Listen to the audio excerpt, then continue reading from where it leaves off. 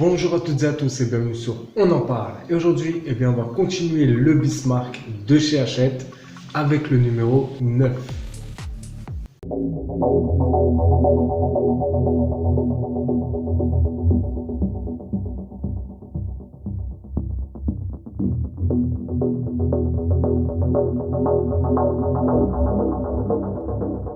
Dans ce numéro 9, on va pouvoir construire le mécanisme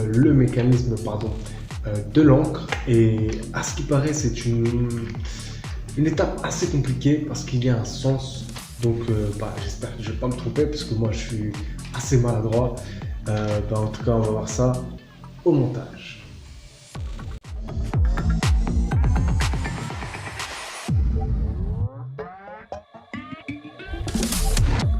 Alors, voici les pièces. Et comme d'habitude, on va voir si tout est là. Donc déjà, les vis BP. Nous avons 11 vis dedans. Il y a deux petites... si vous voyez bien, je ne sais pas ce que c'est, 905, c'est deux axes. Voilà, deux axes. Donc, ils sont bien là. Cette espèce de fil 907, interrupteur de fin de course. Hop. Ensuite, celui-là, c'est le moteur de relevage d'encre. C'est ce qui va permettre à l'encre de remonter et de descendre. Nous avons deux roues dentées. Je crois qu'elles sont différentes. Celle-là, une roue dentée avec butée, donc c'est bien celle-là. Et là, il y a une butée.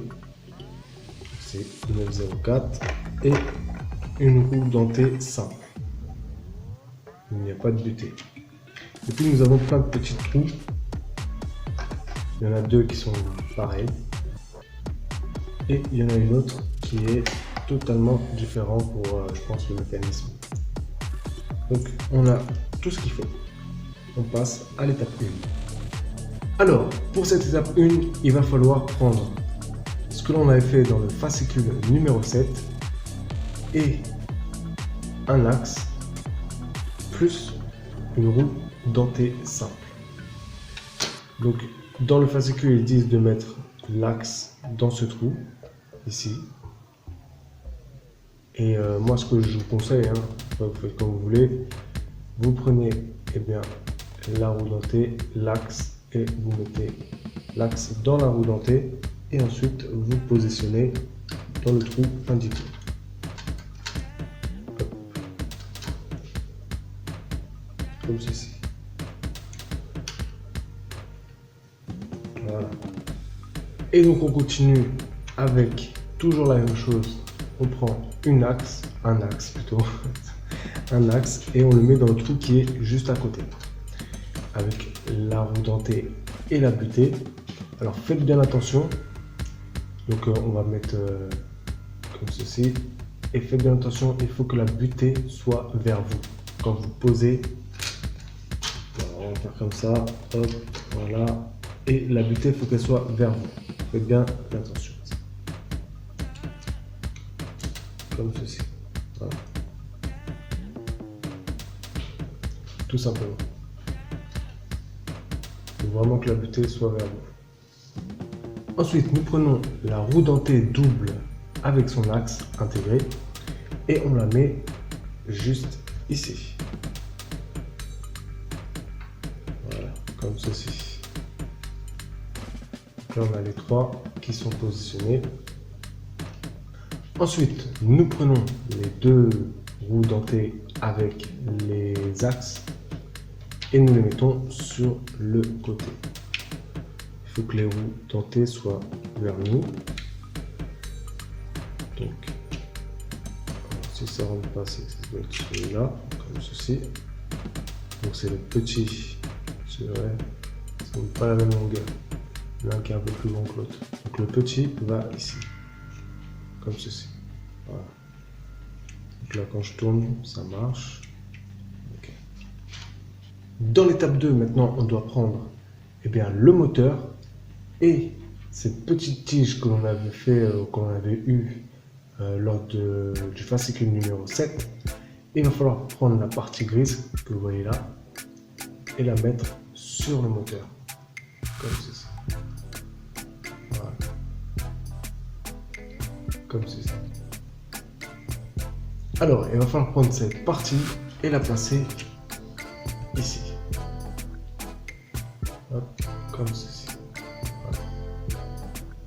Il faut que la partie dentée, vous voyez, ici, la partie dentée, il faut qu'elle touche.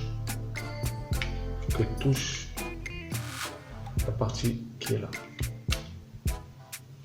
Ça va faire tourner le moteur, tout simplement. Maintenant, il va falloir prendre l'interrupteur de fin de course qui est là et le placer ici.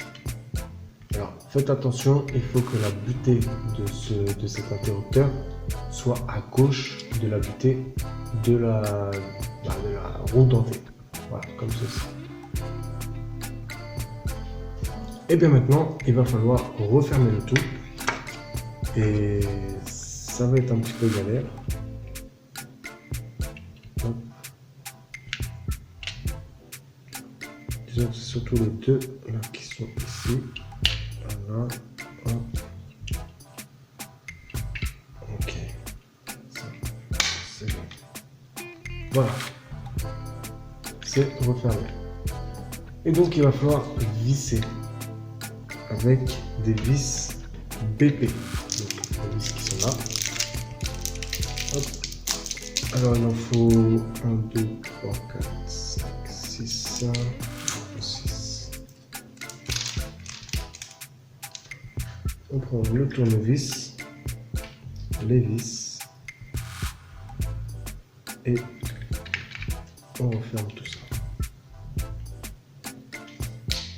Donc voilà, c'est vissé. J'espère que ça ne bougera pas parce que c'est vraiment une galère.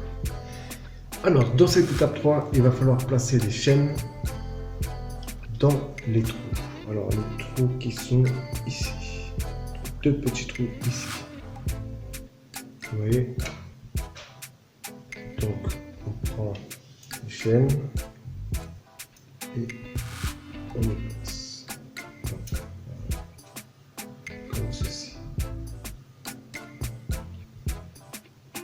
Les deux sont ressortis.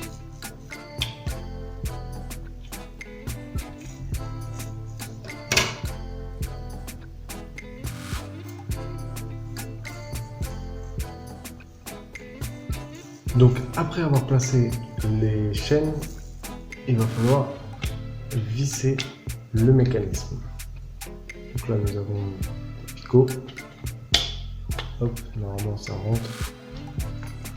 Voilà, enfin. Alors, là il y a 3 trous, ok, c'est bon. Voilà. Là il y a les chaînes qui ressortent, et là il y a les 3 axes. Je sais pas si vous voyez bien. 1, 2, 3. Donc il va falloir visser avec des vis BP encore. Donc voilà, c'est vissé. Là nous avons les chaînes. Hop. Voilà.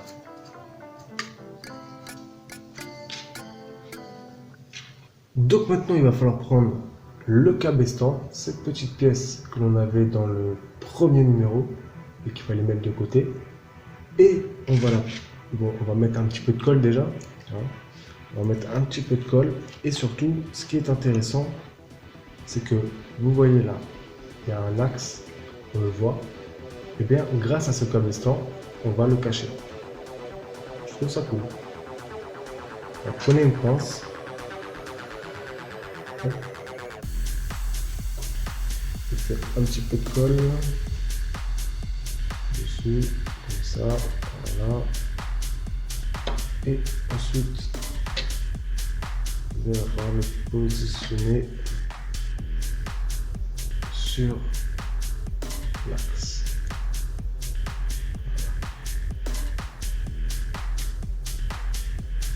Comme ceci. Et donc, voilà ce que ça donne. Maintenant, il va falloir prendre les deux tambours de cabestan, donc le vert pour le tribord et le rouge pour le bâbord. Et il va falloir les positionner sur les deux axes qui restent, ici et ici.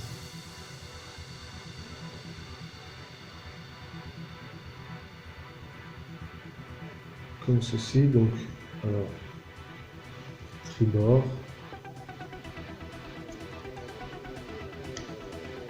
hop, et bâbord.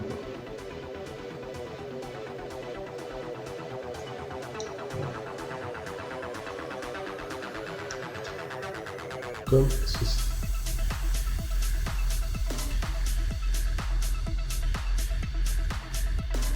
Maintenant, il va falloir prendre la chaîne et l'enrouler sur le tambour de cabestan tribord, comme ceci. Voilà. Hop. Et on fait de même avec le tambour de cabestan bâbord. Donc mettez bien entre les tambours de cabestan et cette pièce là en noir, voilà, comme ceci. Et donc pour terminer, eh bien, il va falloir mettre les chaînes dans les étriers de guide qui sont là. Donc on fait la même chose pour les deux. Voilà ce que ça donne. Maintenant, il faut prendre bien, les deux encres qu'on avait montées dans le fascicule numéro 7 et il va falloir les poser bien, tout simplement dans les chaînes. Alors, vous savez, c'est comme les clés, hein, quand vous mettez une clé dans un anneau, là, comme ça. Sauf que là, déjà qu'avec les clés, on galère. Mais là, c'est encore pire parce que c'est tout petit, tout petit. Bon, et bien voilà, les encres sont mises et je peux vous dire une chose, c'est que c'est une galère, mais un truc de fou. Si je peux vous donner un conseil, prenez une loupe, prenez, comment dire, comme je l'ai dit tout à l'heure, une lame de cutter ou un couteau assez fin, parce que, et surtout, ayez de la patience parce que c'est vraiment un truc de ouf. J'ai mis, je crois, presque 20 minutes pour les deux encres et c'était très compliqué. Enfin voilà, en tout cas là j'ai réussi. Voilà comment ça se présente. Hop, vous voyez. Le truc c'est que c'est tellement petit, surtout la chaîne, c'est la chaîne qui est tellement petite que voilà, c'est vraiment une galère. En tout cas, eh bien, ce numéro 8 est terminé et armez-vous de patience vraiment pour cette dernière étape qui est vraiment très galère.